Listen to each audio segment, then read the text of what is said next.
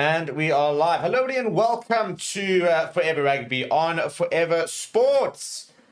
What a morning it's been. Very, very interesting team selected by both Scott Robertson as well as RASSIE Erasmus. RASSIE Erasmus making quite a few changes to a side and probably a team nobody really expected. No, I don't think anybody would have predicted a 5-3 split, for example, dropping Sash Palmer down to the bench, dropping up into Fatty completely. Jaden Henderson back, a start for Grant Williams. Lekanya I'm back, but not starting. So it's been a very interesting morning of news, and the reactions have also been very interesting. And we're going to look at it at the moment. And we've obviously had the RASSIE Erasmus press conference, and we've got a bit more information about why these decisions have been made, for example, what the thinking was, and what we might see from the team this weekend. So before we get into it, please do smash like on the video. Please do subscribe to the channel as well, because we've got a lot of stuff coming to you very, very shortly over the next few days, and plenty of coverage coming on your screens. In terms of the rest of the week, we have got press conference tomorrow from the captains. We have got obviously the watch along on Saturday of both games. We've got some content coming out of Australia camp as well, and we'll also be having some training from the All Blacks as well as the Springboks. So that is what you've got to look forward to in the next few days. But yeah, let's get into it, shall we? Because there's a lot to talk about. There really is a lot to talk about. And I'm very interested to see what the comments are about the calls that he's made, for example, as well as what we're thinking. So some people talked about the risk that he has taken to take certain players out. I think in many ways, kind of probably the opposite, in terms of it being a very, very safe team, a very safe selection. You know, try and test the players, so much experience. We're going to go through the article, for example, and we're going to look at the actual release and look at the caps, for example, and how many sort of caps per players, and where the experience is going to come from, and why we've gone with so much experience, because it is a must win. And that's what RASSIE Erasmus said. He said that they have picked a side to win the game. At the end of the day, he said, sometimes there are games where it's about building depth and about improving the team and expanding players' chances, and sometimes there are games which is all about winning. And this weekend very much is all about winning, according to the Springbok coach. So that explains the selections. So if you have any questions about what the other selections are, hopefully that sort of gives you a bit of clarity with regards to what RASSIE Erasmus is thinking about. So that is the team, obviously. What would you change, by the way? We've got a poll running in the comments, and I want to know what you guys think of the team. A simple poll over there saying, are you happy with the Springbok team, for example? A yes, no. And if not, why not? What are your issues with the team if you don't like the team? And what would you change as well? That's kind of what I want to know. What changes would you make to the team itself if you were to select as yours? What would you, where would you make the changes, and what changes would you make? So let's get into it, shall we? So in terms of the changes that we have seen, obviously no Ben Jason Dixon. He has been dropped out of the 23. We've got no BITDEFENDER in the 23 as well. No Koos Reinach in the 23. So those are the big ones. Obviously, Kurt Arts has been ruled out due to concussion. So he is an injury-enforced replacement, which is why he's been ruled out. And apart from that, then obviously Maximum Pimpy's not there. And the reason for that, by the way, is that he's expecting the birth of his first child very, very shortly. So they elected to leave him in Durban, basically, not have him link up with the box so that he could be there for the birth of his first child. News which is currently spreading across South Africa, and a lot of very upset South African women learning that, well, RASSIE Erasmus said his wife's expecting. Nobody actually knew that he was married. So that news in itself has apparently been quite a shock to a lot of people. And but yeah, I mean, how cool is that from a Maximum Pimpy?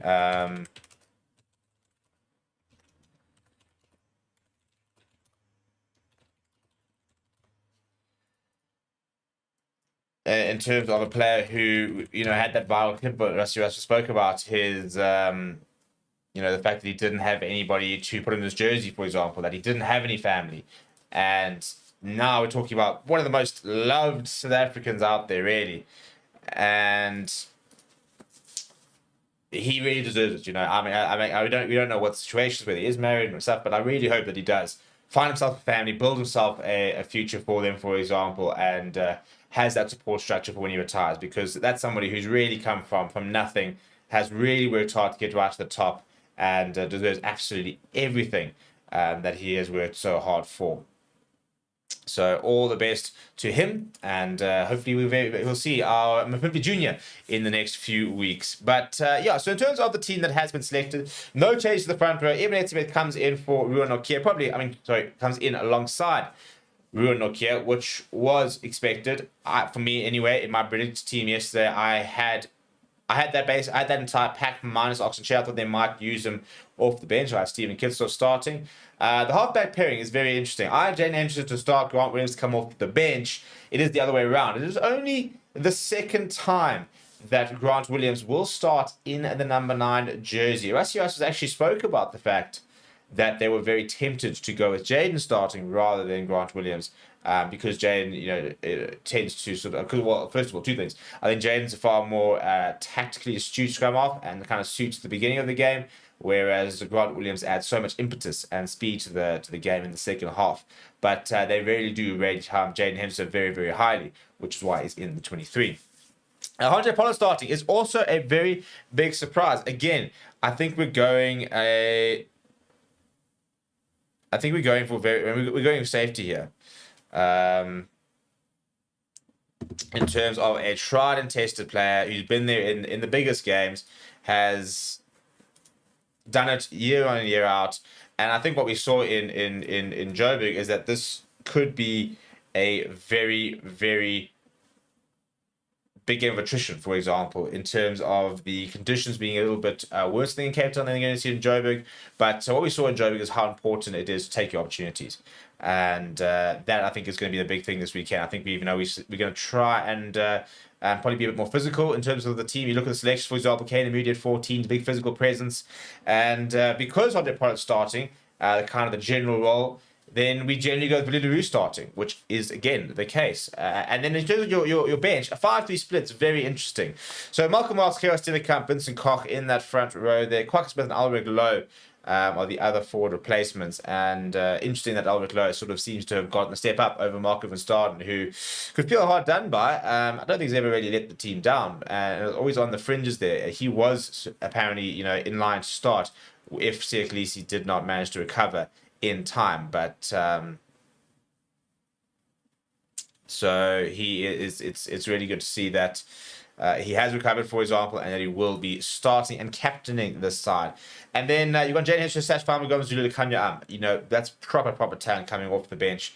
Jaden Henderson, Sash Farmer, Gomez Zulu, two youngsters, for example. The experience of the Kanya. It'll be interesting to see where he comes on at. He can come on at 13, he can come on at 12, for example. He can come on the wing. We can see Jesse Creel on the wing. Pollard might shift into 12, for example, and Sacha might come on at 10. Sacha can come on at 15, for example, which is what we saw during the Island Series. So a lot of people talking about the risk in dropping form players like an BITDEFENDER, like dropping a Sacha Famagama and going back to the tried and tested things. But it's probably completely the opposite, isn't it? It's the safe option. It maybe would have been a big more of a risk to start at Sasha, maybe start at Jaden, and gone with a team which is less experienced. Although they did the job in Johannesburg, we had to come back from behind, and we weren't dominant. I think this is a team which has been being played to get on the front foot immediately, to not try and have to come from behind. The team that's going to try and build a lead. I think the biggest problem with last week, once again, we started badly against an All Black side, and you can't start badly against an All Black side because you find yourself 10, 15 points behind very quickly, and it becomes so difficult to come back from that. So that is, I think, the major reason that we've gone with that with this sort of team. But let's look at what RASSIE Erasmus has actually said. So this is the press release that was released over here. Obviously, you can see the team. But speaking about it, RASSIE Erasmus said he was expecting New Zealand to raise the game to greater heights than last week's nail biter. He said, this match is going to be massive. New Zealand are a world-class outfit, and we know that they'll be desperate to bounce back after leading the second half last week. They'll also be fully aware of the fact that victory could give them a huge boost on the Castle Lager Rugby Championship standings, and they'll be playing to retain the Freedom Cup, which they've had since 2010. It's going to be another epic encounter. Speaking about the players and stuff like that, and this is with Siya Kolisi, he said that Siya is a world-class player and captain, and he adds immense value to the team with the way he leads by example and galvanizes the team when the pressure is on. He said, similar to the call we made with Evan last week, our team policy is that if a player trains on a Monday and gets through training during the week pain-free, they can be selected for the weekend, and Siya did just that. Honestly, from the players about whether they can play and deliver fully on what they expect from them is a key part of our team culture. So we have full faith in Siya to give everything on the field. That was a major thing, basically. He had a bit of a broken nose, which apparently will be fixed, but not this week. My guess is that it'll probably get fixed after the match, and he probably won't play a part in the Argentina games.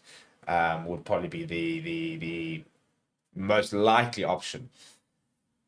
So let's have a look at some of the experience, shall we? And see why this team has been picked. So I mean, obviously, you've replaced Apele Fassi and Sashfam Mngomezulu, who's got a combined 14 tests, I think it is, and you replaced them with Andre Pollard and Villiers, who's got a combined 170 tests.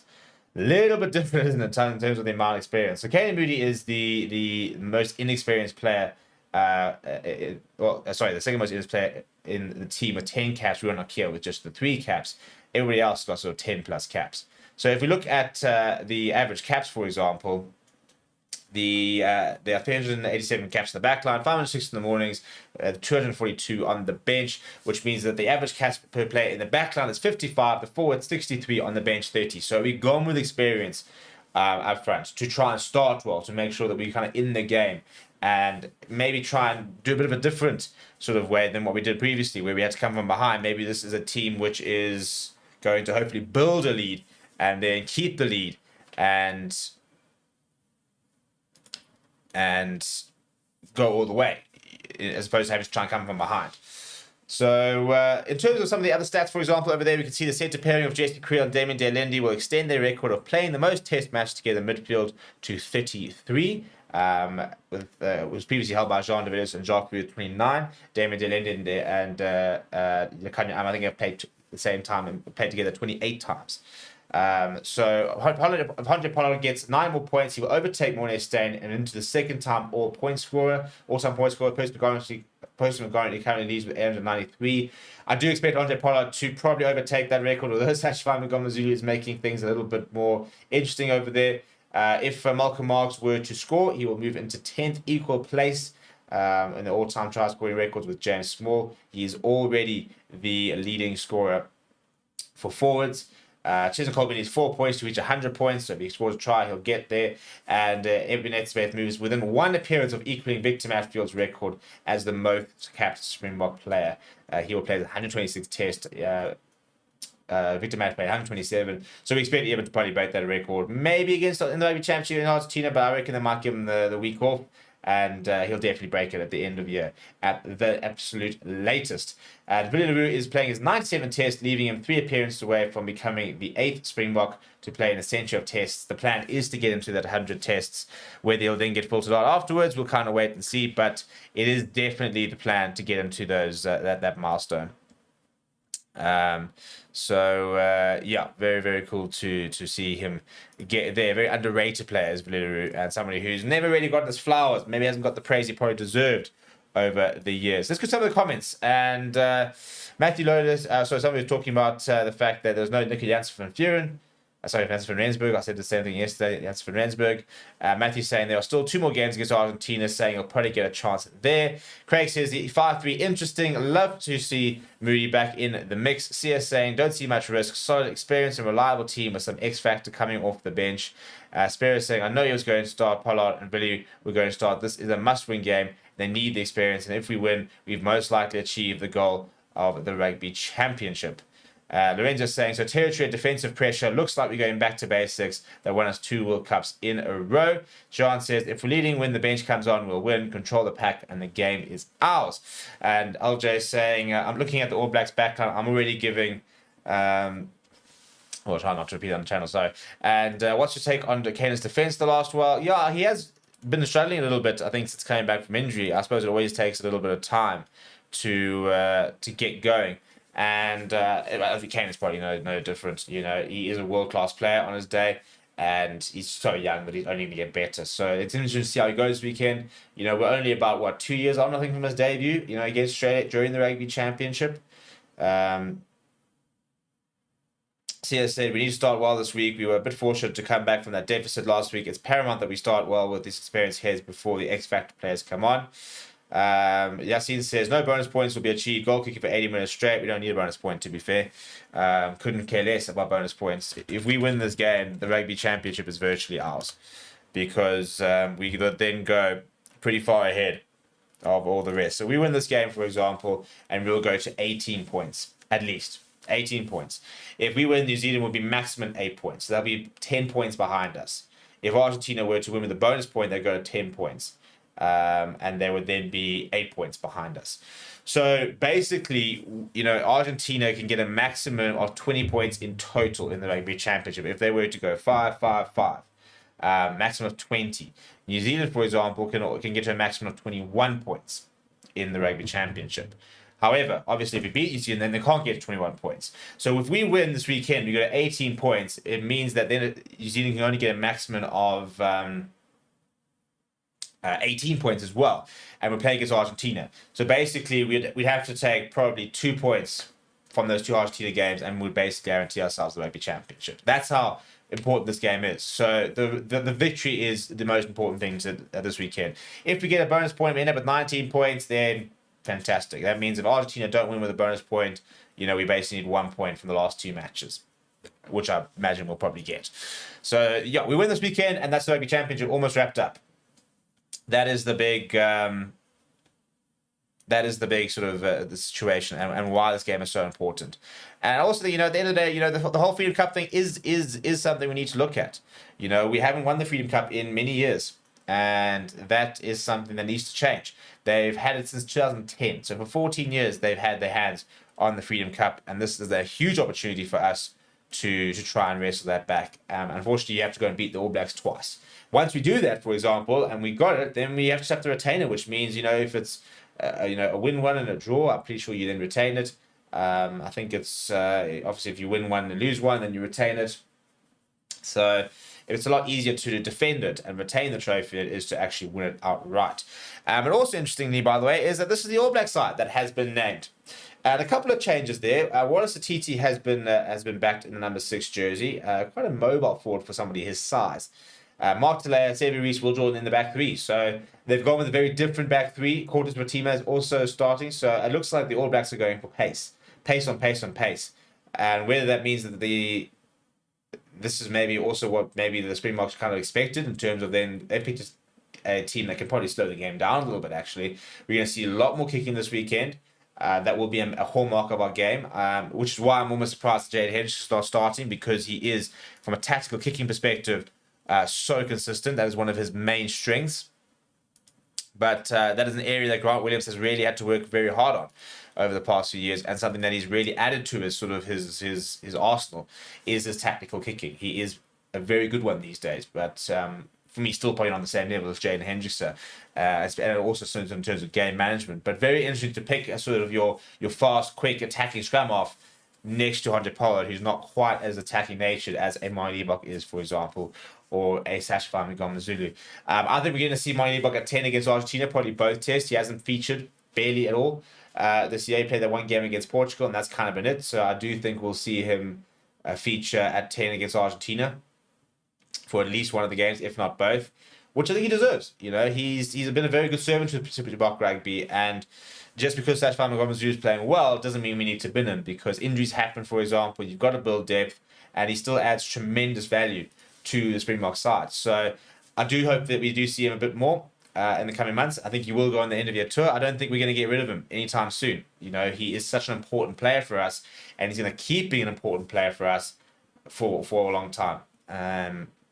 Even just because he had an off day with the boots, it doesn't mean that suddenly this specific player that's going to be, tossed away. And the fact that RASSIE Erasmus, for example, has been mentioning him means that he is definitely in the setup over there. So yeah, what's interesting about this All Black side is the experience on the bench. Luke Jacobson, TJ Perenara, Antonio Brown, Bowden Barrett, far more tried tested than some of the players that were on the bench last week. So they've had a big issue, have New Zealand, in terms of that last 20 minutes, and they've really sort of fallen off and struggled and not been able to compete in that final 20 minutes. And their solution is to put more experience on the bench so that when the experience comes on, they can navigate that final 20 minutes, where I think a little bit of inexperience in the past few weeks has cost them a lot. So it's an interesting move. Whether it'll work, we'll have to wait and see, won't we? They definitely need to try and change something for that final 20 because it's just not been good enough. Whether this is the right way to go about it, who knows? But that is the way that we have gone. So, yeah, I'm going to end it there, people. A bit of a short show today, but obviously we've had a lot of content coming up. We've got both team announcements. We've got the press conference from both RASSIE Erasmus and Scott Robertson on the channel. So go and check out those press conferences. And we've also obviously got the video on the team announcements. We will, I think, have All Black training a bit later, as well as then interviews tomorrow from the All Black camp, as well as the Springbok camp, as well as team photo, captain's ride, all of that coming on the channel tomorrow as well. We also have player profiles with all the stats with height, weight, caps, etc., etc. That should be on the channel later today as well. Please do smash like on the video. Please do subscribe to the channel as well. We're trying to get to 76,000 subscribers before this weekend. We are sitting about 170 odd shy. So if you are new to the channel, make sure you subscribe, and we will see you guys all next time. And